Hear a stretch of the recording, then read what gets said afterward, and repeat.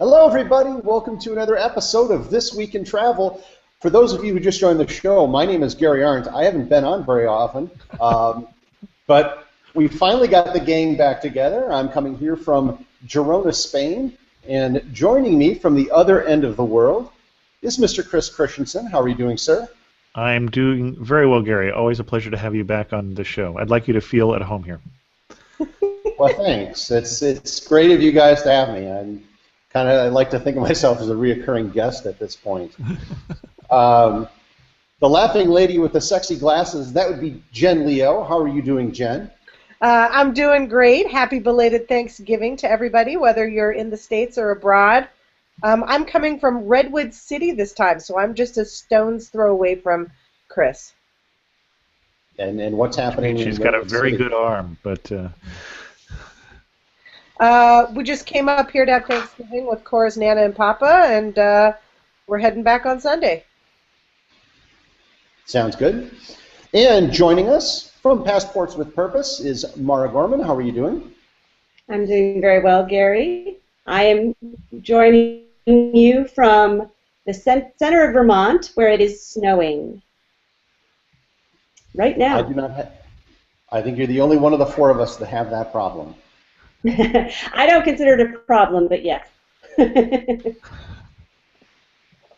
Temperatures here in Girona have been quite nice. Highs in the 60s, lows in the 50s in the evening, and a little bit of rain, but other than that, not too shabby considering the alternative. And there's your weather report. Now on to sports. Let's get into some travel news before we start talking about other stuff. This is one of the more interesting monetization approaches a hotel has taken. There's a hotel in the UK which is fining people £100, that's about $150, to their credit card that they leave at the desk if they leave a bad review on an online site like TripAdvisor. Now, I don't think we need to be outraged by this. I think we all kind of agree it's ridiculous. The question is, do you think that this will stand? I mean, is this even legal? Do you think that they could actually do this? I don't think it'll stand, at least in long term, although it might in this particular case. Yeah. Didn't they have they were complaining about it to the local trade standards office. It just sounded like it was going through bureaucratic paperwork at this point, but you'd have to, unless you've signed something that says I understand and I agree, and of course it's absolutely against TripAdvisor's policies, but that doesn't have as much weight as what the law is going to be in the UK. It's just crazy. Here's my question: when you are checking in, do you hand them your credit card, your ID, and your TripAdvisor handle? Yeah, exactly. How do they know it's you? How do they enforce this? Yeah. Well, a lot of people, the TripAdvisor ID is going to be in their name, right? And so they could go back through the registry and say, yeah, I mean, my TripAdvisor ID is Chris Christensen. I mean, the ID is something else, but it's quite obvious on there that it's me. So there can't be that many people who have stayed there recently who, they had a bad experience. I mean, the other thing we should have to say is you may remember the people that you said, oh, yes, the hot water tap doesn't work. We're going to fix that tomorrow, which doesn't really help a one-night guest. So, it might be that you have had a memorable experience with them already. The interesting thing is the fine of £100 was 3 times the cost of the room for one night. And then it's not in the. I read a different article about this, the one you gave us from CNN, Chris. This hotel was actually, I think, in the region they were at, there were something like 130 different hotels listed, and they were ranked like 120th. So check that. Okay. Whatever their policy is doing, I don't think it's really helping them too much if they're trying to go up the rankings. But well, yeah, it was just. And a better thing for the guest, besides leaving a negative review, would have been check the reviews before you stay to see how poorly rated this particular one was. But just out of curiosity, How many of you guys? How many of you check reviews before you go to a hotel? Always. I do. Yeah. Yeah. I not even before. I definitely don't. before It's not something that's my decision. It doesn't. You say it doesn't affect your decision? I definitely use it as a point of reference. Like, I'll look at other things, and then I'll check TripAdvisor. And I don't go deep down, but I'll maybe look at the most recent 5 and just see. And then if there's something squirrely in there, I'll kind of do a little more research to see if there's any backup to it. You know what I mean? Like, I would never just use TripAdvisor to make a decision.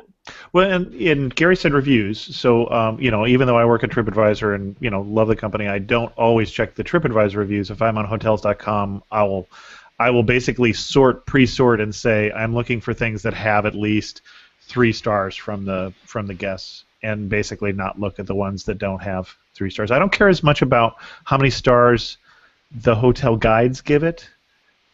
Because I don't have to stay in a 5-star thing, but I want the people who are staying there to say, yeah, it's a reasonable hotel. It doesn't have to be 5 stars. It doesn't have to be perfect, but just, it weeds out a lot of the there was a smell of a dead body in the hallway sort of hotels, Chris, I actually have a 4-star minimum. Well, I believe that, Jen. I have a 4-star minimum, and then I love the extra categories. So I always check the family travel category to see if it's appropriate for us, since we're bringing Cora all the time. But we are often we have a SPG Amex card, and so we often stay at SPG, and I trust all the SPG hotels so much that I don't ever look at reviews if we're staying at one of those. Yeah, there are classes of hotels that I really wouldn't think twice about would I stay in the hotel of that brand. Yeah. And there are some things that I never pay attention to, like was the front desk person surly to me? It's like, were you having a bad day? Were they having a bad day? I find that not at all a decent predictor of, is the hotel going to be nice? For one thing, I'm going to interact with them for all of 30 seconds. I really just don't care. Does the room smell bad? I mean, those are the sorts of things that I'm looking for. The one that I think is stupid is when they say that they saw a hair in the bathtub. Yeah. That to me drives me nuts. It's like, really, you took the time to write that? Don't you know that people are bent over cleaning the bathtub and a stray hair passed through? Besides, how do you know it wasn't yours? I hate it when people write that one up. Yeah, definitely. I can guarantee you that if I find a hair in the bathtub, it was not It's mine. not yours. That I can be certain of. And for those of you listening on iTunes and missing the visual, all I gotta say is, I don't have a lot of hair. When I search on hotel reviews, quite frankly, I'll normally pull them all up, and then I just do a search on the page for the term Wi-Fi. Because most things, if you're staying at a chain hotel, it's going to be within my parameters of acceptability. There may be some issues like, maybe a particular room has a problem with its water or something like that, and those can usually be resolved. But if the Wi-Fi sucks, it usually sucks everywhere. And that's just, something I want to be careful for. Well, I've left those kind of reviews, not the Wi-Fi review, but the certain room. Like I used to stay at the Sheraton by TripAdvisor. I was traveling there every month, and I stayed there every month for a week. I mean, I knew the hotel very well, but I knew that you didn't want to get that room that was out on that wing so far, because you get past a certain point, you don't get hot water. You get warm water. So, it's just something you needed to know. Or the place that I stay every time this time, I stay at a Residence Inn, and if you stay on this side of the hotel, there's a bottling plant opposite the way, and you're going to be woken up at 5:30 in the morning. If you stay on the parking lot side, you don't have that. So there are things that even in a nice hotel, it's useful to know.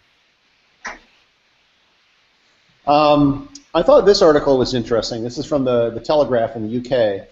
A writer basically complaining about Wi-Fi being put on the Eurostar. It's like, whatever happened to just enjoying the train? And I'm like, you live on an island.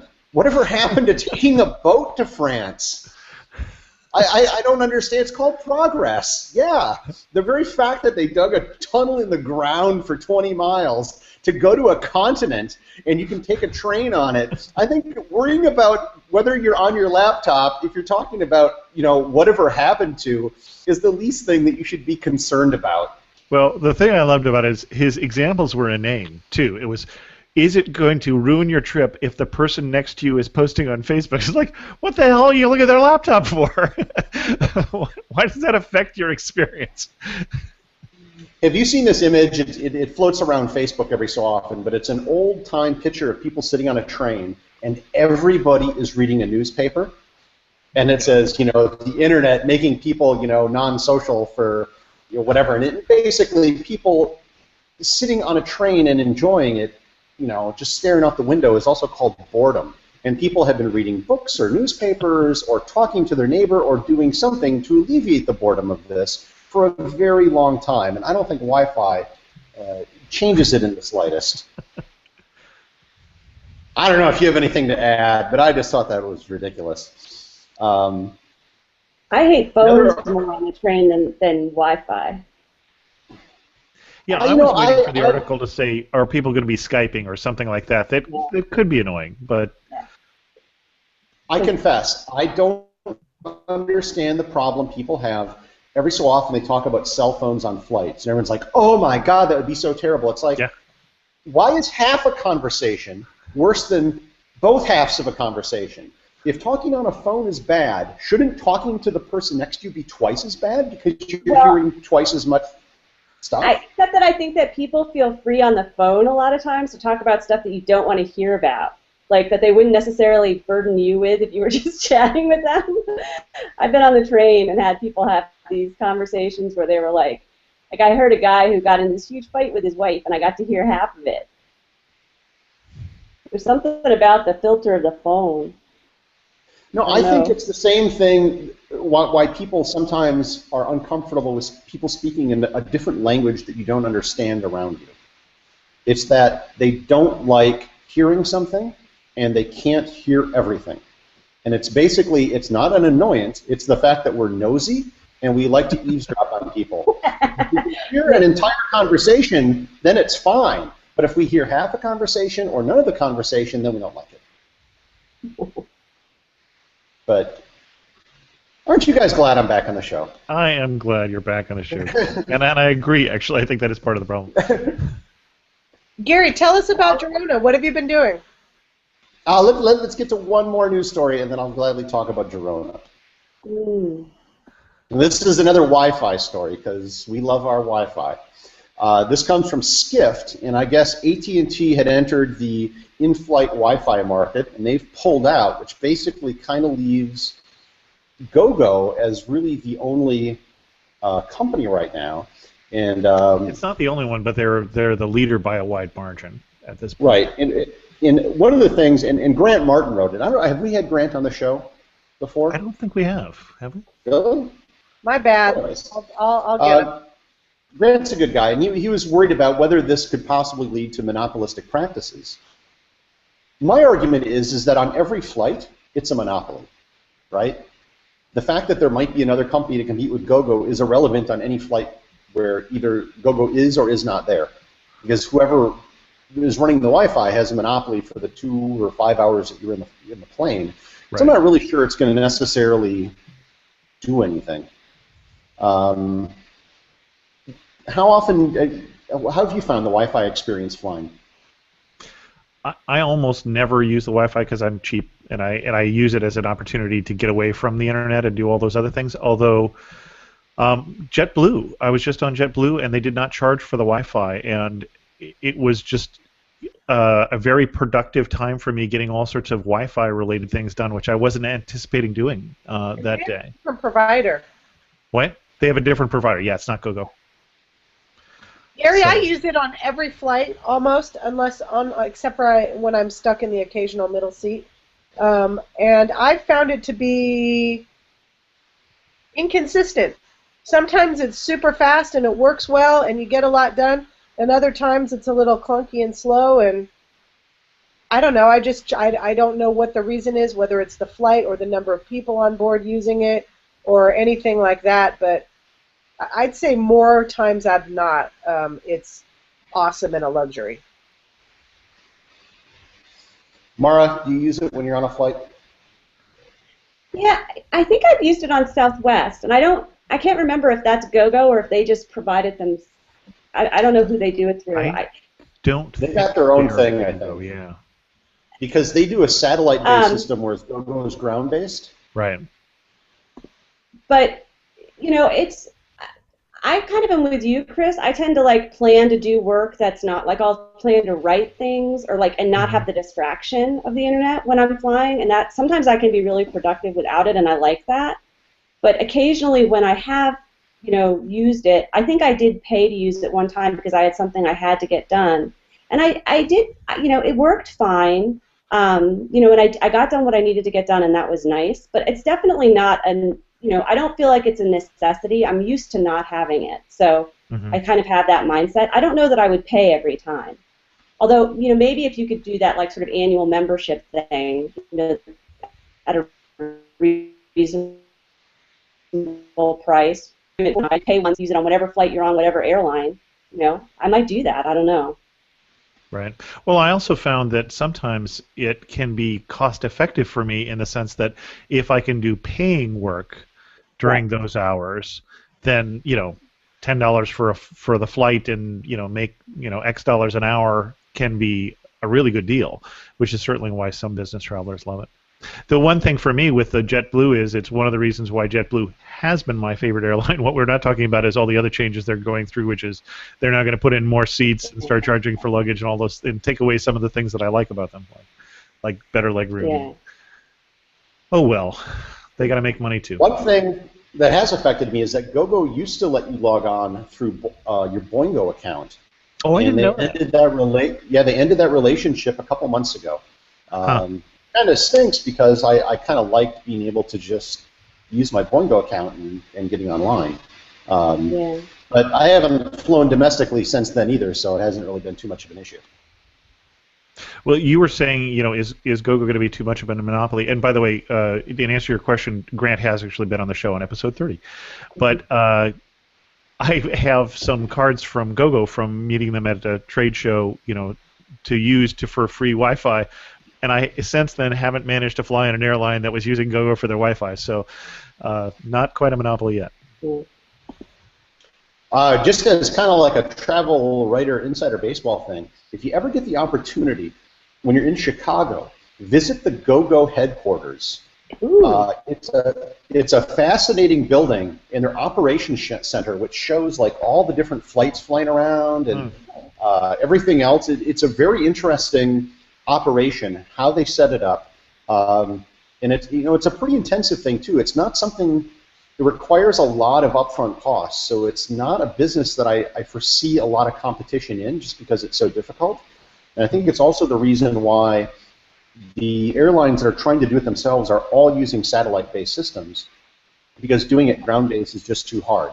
And it's also why you don't see it in Europe, because there are too many regulatory environments you have to deal with for so many different countries.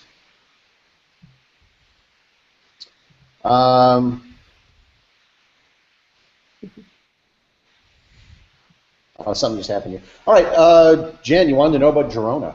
Yes. So, yeah, I've been here for 2 weeks, and I don't know if we talked about it, but this was the location of TBEX Europe, I think, 2 years ago, and it will also be the location of TBEX Europe this coming year in May.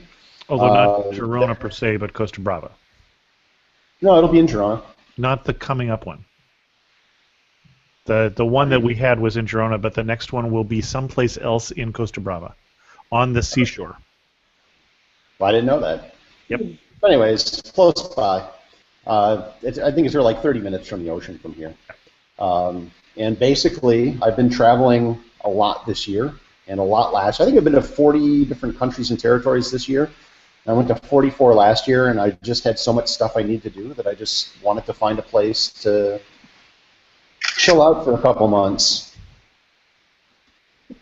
And every time you take a screenshot, it freezes my screen, Jen. Sorry, Gary. I was taking a picture of Mara so Chris can use it later.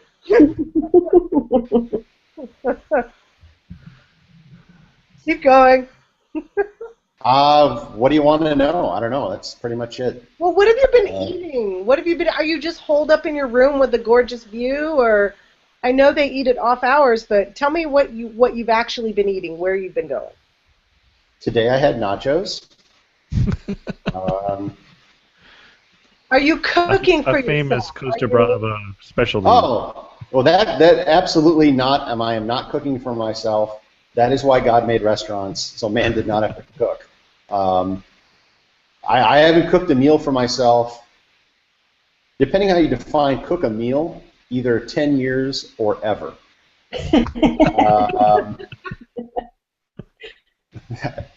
We can have debates as to whether or not ramen constitutes cooking a meal, but that's basically what we're looking at. No, I'm not. Not even cereal? No, I'm not a doesn't really cereal count guy. cooking, does it? Well, when you're staying in an apartment, having a kitchen is a definite benefit. There is a kitchen. I can show you.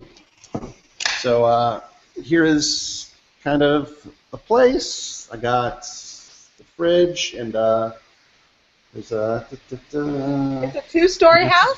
This makes great audio. Yeah, for those sort you of. who are listening. Yeah.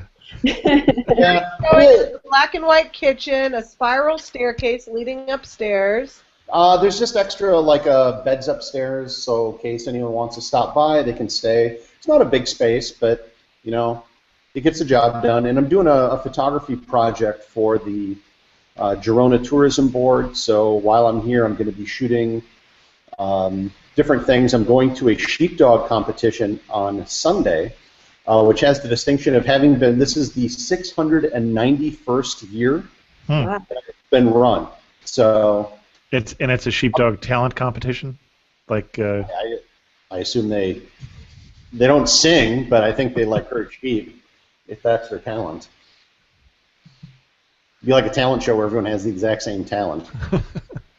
And by the way, the TBEX Europe is in, and I'm going to spell the first word Lloret, so probably Lloret de Mar in Costa Brava. Yeah, I'm still guessing everyone's going to be staying in Girona, just because that's where the hotels are. Well, it'll be at a hotel there, so it depends whether you stay in the conference hotel or not. Well, I'm talking to the people here, so maybe I'll have more information next time we have a show. But other than that, let's talk about something more interesting than me. Let's talk about Passports with Purpose, which is why we have Mara on the show this week, because Passports with Purpose is going to be launching. And how many years now have they been doing this, Mara? This is our 7th year. And I actually did a tally the other day. If you add up all of the money we've raised over that period of time, it's over $400,000. It's not shabby. To a variety of charities, and I know you started with Heifer International, and have built schools in Cambodia and libraries and Mali. So what we do, our projects are always sort of discrete bricks and mortar type of projects. We choose to do things where the charity that we work with can report back to us and say, this is exactly what we plan to do, this is where the money was spent, this is what we accomplished. And then we can actually go and sort of see with our own eyes, should we choose to, what they've built. So we built schools, last year we built schools in Mali, and my fellow board member, Katie Owen, is actually in Mali right now.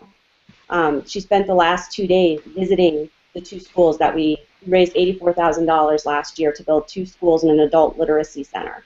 Excellent. And she got to see them. So needless to say, her internet is a little bit limited, but when she gets back online, I'm very, very excited. She's going to Burkina Faso next, see everything, that see pictures of the school and the kids and stuff. And you're not yet announcing on this show what you're doing this year? No, we are announcing. So we are launching on Monday. December 1st is the start.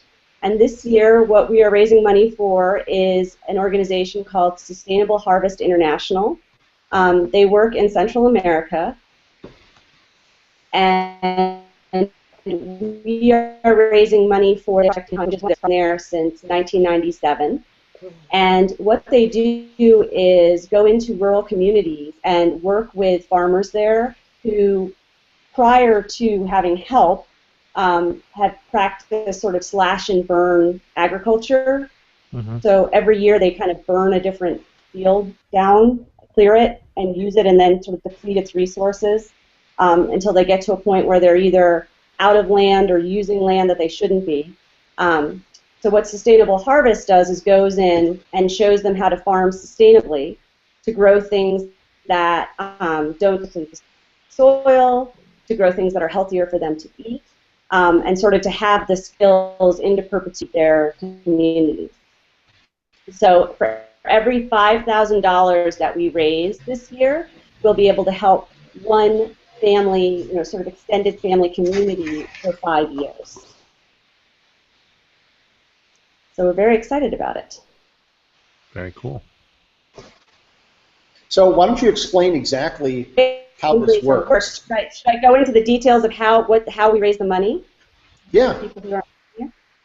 Because, there are benefits to people that participate as well. It's not just giving money away. You have a rather novel way of raising the money. Yeah, so it's a lot of fun, actually. It's basically like a big online raffle. So travel bloggers all go out and get prizes, and the prizes range. They're all related to travel, and they range from gear like suitcases, memberships in different travel-related organizations, photo sharing sites. We have some passes to like the United Airline lounges, resort stays, tours. We have a tour of the Grand Canyon this year as one of the prizes. And for every $10 that you donate, 100% of the $10 minus the PayPal fee goes directly to the charity, but you also get a chance to win a prize. So say you give $100, you could have 10 chances to win your top favorite prize, or you could spread it around and bid on 10 different prizes. And it all happens online, so you can do it from your computer. And people win. That's the really fun part. So I've had friends who've won. I had a good friend who won 10 days in an apartment on the Spanish Steps in Rome last year, which was pretty fabulous. She took her entire family. She was pretty happy about that. And you're giving, the money is going directly to the charity. And the charity is very carefully vetted. We actually, although the fundraiser, like I said, it launches December 1st at 11:59 p.m. Eastern Time, and it goes through December 17th. But we work all year on choosing the charity, vetting the charity, making sure that everything is on the up and up, so the money is going directly to these projects. And like I said, we also go afterward and look to see and make sure the work's been done. When we built wells in Haiti, I went to the community, and Katie right now is in Mali. We really try to verify that everything is going directly to the communities that are in need. And we work with charities that are smaller so that there's not a lot of overhead. Because I know that that's actually a big question that a lot of people have. It's like, you feel like you're doing good, it's like a salve to your soul or whatever, but am I actually helping? And the answer with everything that we do, I feel very confident in saying is yes. You are helping directly, and you're entering to win some great prizes. Excellent. I just had dinner, I think, 2 weeks ago with the person who won the prize that I put up maybe 3 years ago, which was a private walking tour of San Francisco. I took somebody around the city to show them what I loved, and took them out to lunch or dinner or I think it was dinner. We did whatever, but they were just back in town, and we had awesome. Dinner again together. Fun, Chris. That's really nice. I really love it because I feel like it's all about building connections, like in a lot of different ways. Like the bloggers have a lot of fun. It connects them with their readers. I feel very connected to everyone in the community when I'm doing it because people are reaching out and they're excited, and there's so much conversation on social media. It's very, very meaningful, and it's the fact that there are prizes is just like kind of like the cherry on the sundae. Like it just is the thing that makes it really, really fun. And this starts again on Monday, December 1st. So if you're listening to this prior to that, get ready. And it's every $10, gives you a chance to win whatever you want or whatever's available. Don't you guys also do some kind of post or have a list of the ones that have been the least bid on, so people have increased chances? Tell us about that. Yeah. So all right. So like I said, the charity, the fundraiser goes for 2 weeks. So we start December 1st, and then we wait a few days and we see, like how the bidding is going, because of course we can see on the back end how many tickets are going into each prize, into each basket, online basket. So we always, a few days after the start, we'll write a post, and it's like prizes, like the big prizes, because there's always going to be some prizes that are really big, like a $3,500 resort stay kind of thing. So we'll do best odds on those kind of prizes. And then we'll do the best odds on the smaller prizes, like the ones where we know there's only been a few bids, so if you bid on this, your chances of winning it are really, really good, because there's always some prizes like that as well. Some of the things that just, whatever, people just for whatever reason haven't bid on them. So yes, so you can definitely look for that. That'll probably be toward the end of the first week, like around the 7th or the 8th, that we'll do those posts.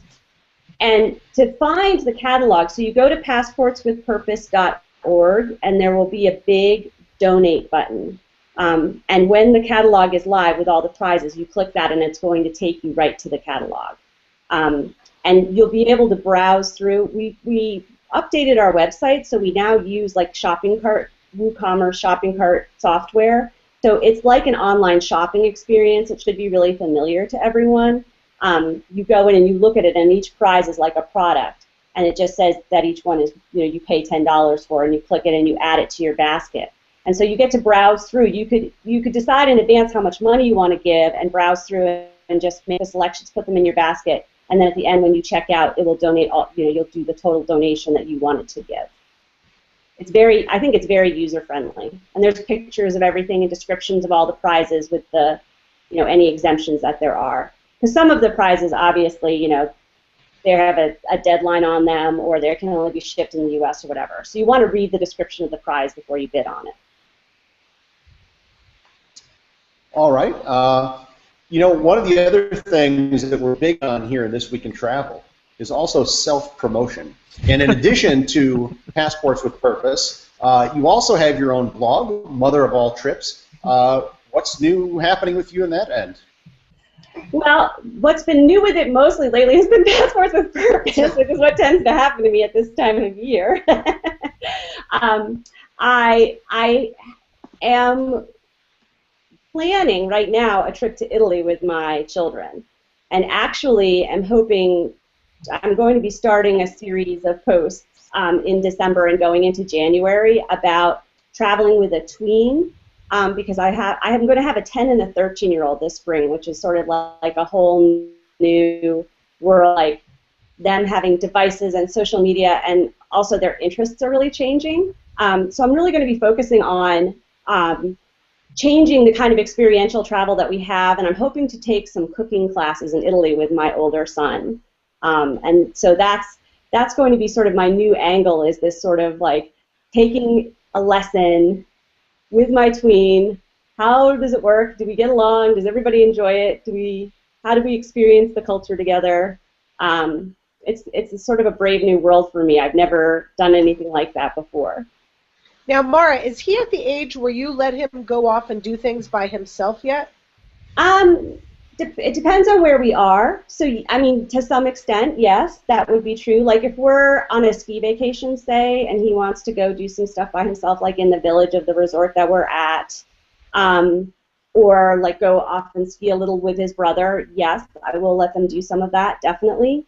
I don't think I'd let him traipse around Bologna on his own, given that he doesn't speak Italian. But yeah, I try to give him some freedom because he definitely wants that. Like that's definitely. What age did you let him go wander in the village by himself? I probably started doing that. So he's 12 and a half, and we did it so probably around 11. Okay. Did you freak out the first time? Did you freak out the first time? Were you like, trying to see where he went and follow behind him? No, well, no. I may, you know what I freak out is like if I've told him to message me on his device and I don't get a message. Then I'm like texting him like, where are you, where are you, where are you, where are you? But he's pretty good about following up, so I haven't had that experience yet of not knowing where he is. Like I feel like I kind of know what's going on. So you have to let go a little. I think it's important, like, because the message that I've tried to communicate both to my readers and to him by being a family travel blogger is the world is like an incredible place, right? Like it's amazing and interesting and fun and you know, not everything in the world is safe, but in general we are safe, right? Like if I take you somewhere, I'm taking you to a safe place. So I feel like it's, if I act like where we are isn't safe, that's not necessarily the message that I want to send or that I don't trust him. Right, and it's all leading up to letting them do Europe by themselves, right? So you just got to start with baby steps. Exactly. Chris, how did it work with you? Did your kids, how old were your kids when they actually took their first trip by themselves? My daughter was just out of high school. My son, I don't know if he has yet, actually. He has tended to go with us. There was a time there that when he was around that age that he just didn't want to travel. He was just kind of done traveling for about 3-4 years, but had seen enough cathedrals and enough museums that he's always been a little more of a homebody. So I don't know that he has as much. But my daughter, we did a trip just after high school where we flew into Frankfurt, and she and a friend went off to Munich, and we went off to someplace else, and we met up a few days later, and that was kind of weird. And they got on the wrong train almost immediately, so heading in the wrong direction. So, but they figured it out, So, Chris, did your son say to you, Dad, I don't want to see one more cathedral. I don't want to sit in one more cafe. Yes. Very nice callback to the Amateur Traveler theme song, yes. But back then, there weren't things like, now you guys are going to have to correct the pronunciation for me. We know this. They didn't have Viator back then. They definitely had day tours or things like that. They had Jen, the correct pronunciation is back then. Is what? I don't even know what you're talking about, Gary. But my point is that, if I were a kid, I wouldn't want to go look at a cathedral either. I don't want to right now. But if your kid didn't want to go look at that, they could say, oh, hey, but I want to go take this hop-on, hop-off bus tour, or I want to go take this elephant ride, or I want to go do, there's so many different things that kids have access to now that it would seem like if you wanted to experience or explore a city differently than you, there are so many other options now. Or were those options there before, but just harder to find? Some of those options were there, but in the pre-internet days, when my kids were, in the tween sort of things, when the internet wasn't as well developed, there weren't as many options, and they were harder to find. It is a whole lot easier to find a lot of things these days. Let alone directions to your hotel. Lots of things are a lot easier. So, Mara, are you going to be equipping your son with some really smart travel apps that he could use while you're in Europe? Well, transportation apps. I hadn't really thought of that, but that's actually a really good idea. So, what kind of thing what would you recommend? Since I know you use apps a lot. He tends to use photography apps a lot. That's his favorite thing. He uses his phone as a camera. Mm-hmm. Great. And so he knows all that. He plays and will download new things and try new things. But I haven't explored so much with using apps as part of experientially, like for a tour, say, or that kind of thing. Is that the kind you? Yeah, but there's also stuff now. I don't know if Trover is in Europe, but Trover has all these images, so you can just look at a place and see all these different pictures that people have taken, and they've sort of pinned them to places. So you can look at a really cool door and be like, oh, where was that? And go find it. Like a Well, scavenger. there even have been for years now mashups that take all of the Flickr images in a region and put them up on a map, and then even color code them. These were taken by tourists, and these were taken by locals, and you sort of see the the tourists are tending to go here, but the locals are taking a lot of pictures over here. Is that a What? website or an app? That's a website, and I'll find it for our For our tips. here in a moment. Yeah, but then there's also especially for Europe, and I would have to look at Italy. I haven't looked at specifically Italy yet, but Europe's really good for having offline maps and transportation maps.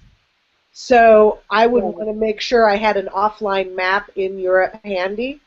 Yeah. For when you're not on Wi-Fi, so that he doesn't have to go find Wi-Fi in order to use it. So I think the key there is looking for offline things. Who else do I like over there? I love the not for tourists apps for Europe. Ooh, I don't know those. What do those do? It's like a guidebook, but it's on your app. They call it not for tourists because they try to get you in a little bit more local minded than tourist minded. But you still get a bit of both. But yeah, not for tourists. Check and see if they have where you're going in Italy. I used it for London and loved it. Yeah, I mean, we definitely, another approach that we take, I love the idea of doing like scavenger hunt kind of things, because I think my younger son would enjoy that a lot too, and he doesn't have his own device yet, but like they could share, and I think they would really enjoy that. And is there any geocaching in Europe? Right, and I have a device for that. I've had mixed success with that. There's also some pretty cool journaling apps that record where you've been and where you've gone and stuff that you can make notes to and pictures. I'm in the process of testing one called Journey, Journi. Yeah. And that one's looking pretty good, but I haven't used it for the whole trip. I started and forgotten. But that might be something interesting if he was gonna,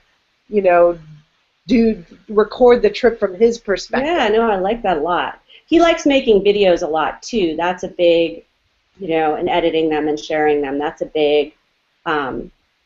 It's funny because his main sharing tool that he uses is Instagram, Sure. because that's his social media thing that he sort of owns. And he does do a lot of what you were saying of going and looking for pictures in the area. That's a big part. That I think that's interesting. Kids now are so much more likely to want to look and see how have other people experienced this. Like. Okay, the idea of check out crowdsourcing. Findery. Yeah. Findery, you can pinpoint places with images and storytelling. I think he storytelling. uses that, yeah. And like that's something he did on his own. You know what I mean? Like he wants to do that. Like that's not coming from me. I'm not driving like, why don't you try this? He'll be like, I want to see what pictures people are taking, and he'll look. And which is funny to me because I would do that. But you could tell him, hey, Tommy, why don't you try and look up some offline maps for Europe while we're there, for Italy while we're there? Why don't you look into some Italy apps and see if there's any that we should get as a family? Yeah, he would love that. No, you're right. He'd love to do that research, and he would totally take ownership of that. Or TripDoc, he could set up a whole... Yeah, and I do use TripDoc. Debbie's app, TripDoc? Yes, I love that app. That's a great place. I use that myself just to take notes and see. I keep track of things. It's like my own little online binder on my phone. It's the best. All right, I'll stop with the app influence talks. And all the Flickr mashups I was looking for appear to have gone out of business. So. No. Yeah, I found a few broken sites, but none current. That's too bad. But yeah, so I'm sort of making this move into. I do think it's different. There's traveling with younger children. Then as they get older, it does sort of change. And my kids still do really like for the travel. better. I found it changes for the better because you are getting to a place where you will like more similar things. Yes. When you're traveling with a 3 or 4-year-old, it's great to see the world through their eyes. But on the other hand, they don't have the same stamina, they don't have the same interests. The conversations you have are different. So they get more and more fun. We still travel with our adult children and still enjoy that too. So. I think that's great, and that's what I aspire to. And my kids have not lost any enthusiasm or appetite for traveling at all. Because the other thing that we'll be doing a ton of, and that I write about quite a bit, because I write for Ski Vermont on the All Mountain Mamas website about skiing with your kids in Vermont, and so we'll be doing a lot of that as well. Every opportunity we can. We're actually going to go skiing on Sunday, which is why I'm happy that it's snowing.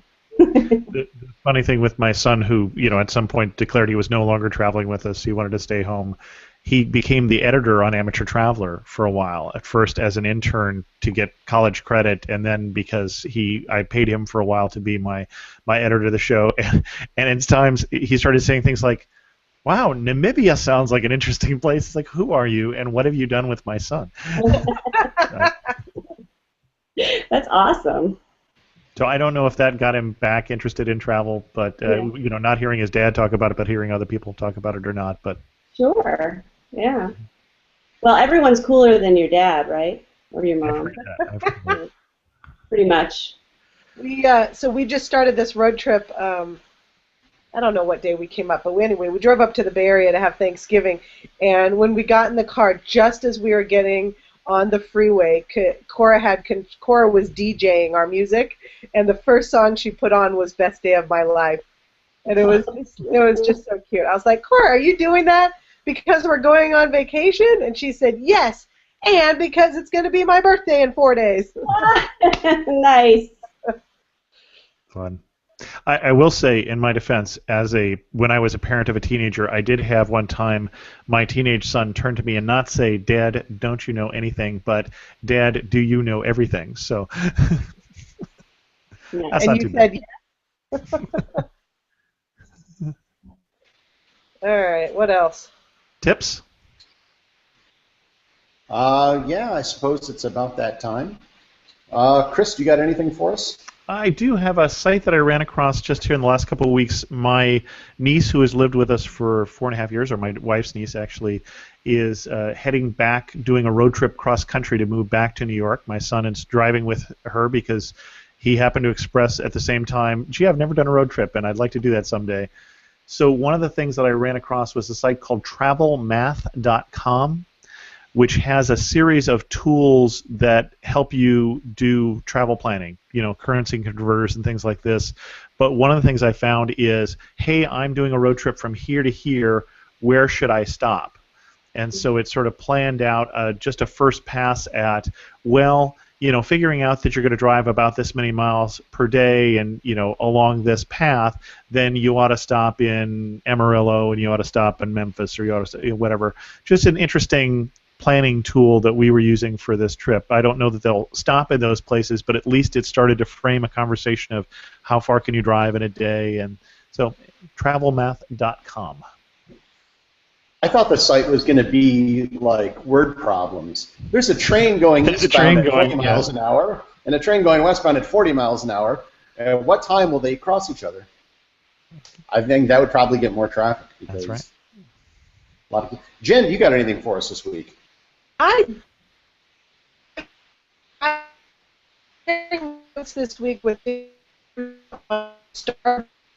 And now we lose Jen's internet connection. That have these little counter. They've got these little discs. Jen, could you start that over again? He put up a post on it. Sorry, can you hear me now? Yep. Yeah. So I was comparing notes with Dick Jordan from Tales Told from the Road about how Starbucks now has these power mats and wireless power chargers. Wireless phone chargers. So as you're getting your coffee at Starbucks, I was doing it in Corte Madera, there's just these little discs that you plug into your phone, and you can charge up your phone while you're having your coffee at Starbucks and return them. I think they have to be connected to the power mats. But anyway, we were talking about this, and I was reading Dick's post about this, and I found that he wrote up and came out with a 2014 tablet and e-reader buying guide. So if you are shopping for a tablet or an e-reader this holiday season, make sure you go to talesToldFromTheRoad.com and check out what Dick's done there on which one testing, to bother with an e-reader or not, whether you want a tablet, what size you should get. He's really, really gone in depth with all of this, so check it out. That's my tip. Mara, you got something for us?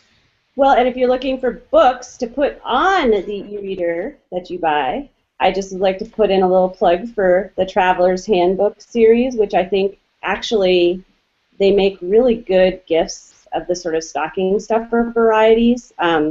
There's books about traveling, food, culinary travel, traveling solo, taking a cruise, like everything that you could possibly ever need to know about cruising.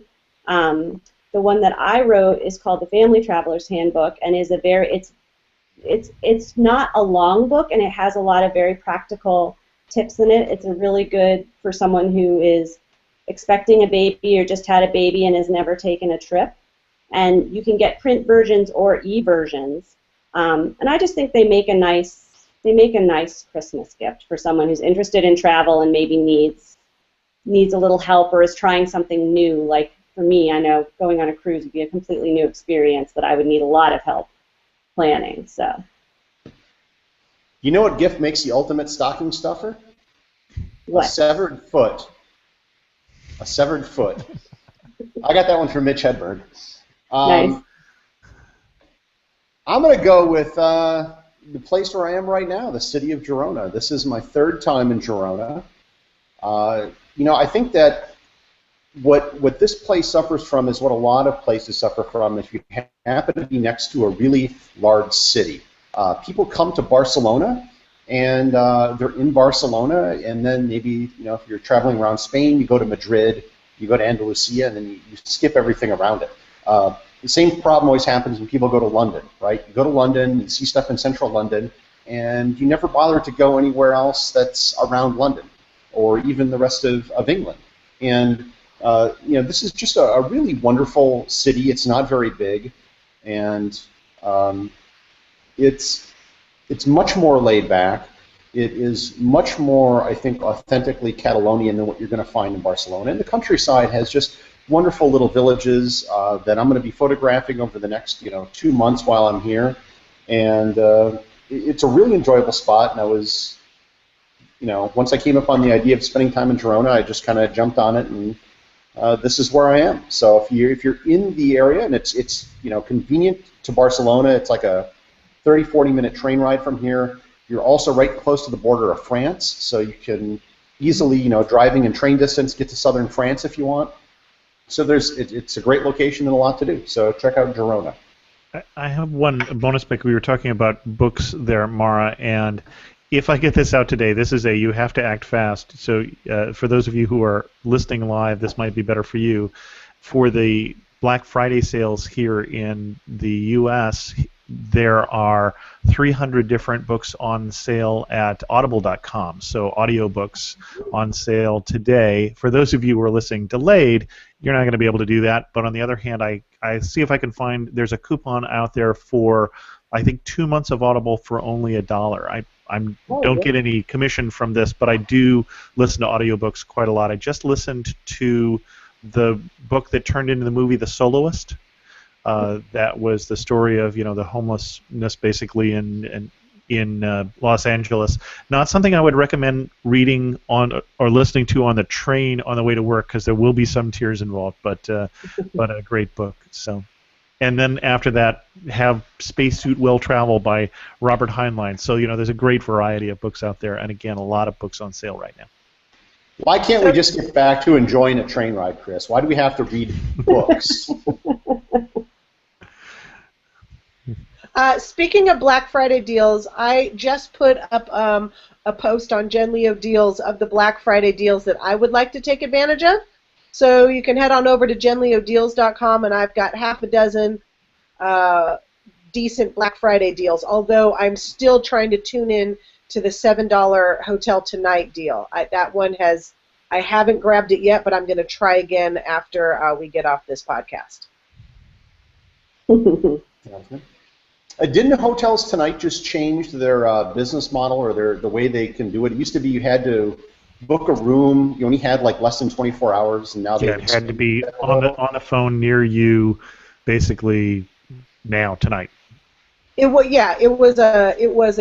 an app that it was for same day hotel booking, and now they've bumped it to I think 7 days. Oh, interesting. All right then. Anything else before we wrap up? Chris, what's the only thing I would add? Oh, I was just going to say one more thing, which is that for Passports with Purpose, you can certainly make a donation, and bid on a prize in someone else's name. We've had people do that before as a holiday gift, or you can, enter to win, do it in someone's name, and then if you win, give them the prize.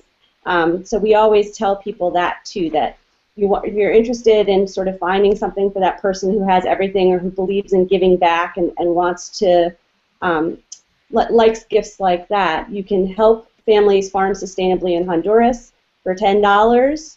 All of the money will go toward that effort, and you could maybe win a prize for someone. I'm going to donate in the name of love. Gary, you can donate to me. You can write one in honor of me. How about that? For my Christmas. Not until December 1st, so it starts Monday at 11:59 p.m. Eastern Time. You guys have to hold your horses. So basically, it's December 2nd then. Well, depends on if you're a left coaster or a right coaster, right? So we started, if you're you could get a head start where you live, you'll have all evening. Starts at 9 o'clock p.m. On Monday? On Monday, yes. So it's just Eastern Time that it's basically midnight. But we give the Californians, an extra 3-hour advantage, assuming you don't go to bed at 9 o'clock. All right, Chris, what's new in the Amateur Traveler this week? Well, the last show we put out on Amateur Traveler was on Fiji with David Brody from Travel in 10, another travel podcaster who's been doing this since 2005. Jen, where can people find you online? You can find me on the LA Times travel site with my WebBuzz column, Jen Leo Deals, and on Twitter at @JenLeo. Excellent. Mara, where can people find you? I am at the Mother of All Trips, motherofalltrips.com.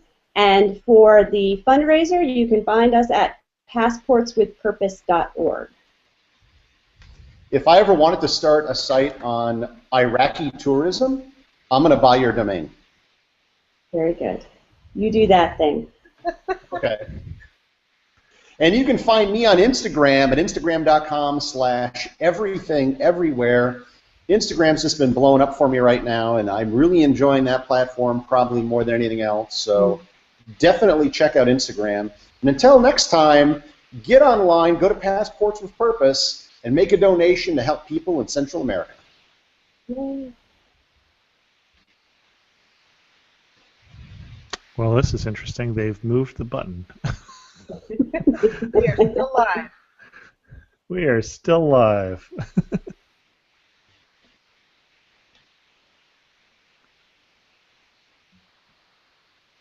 That's a big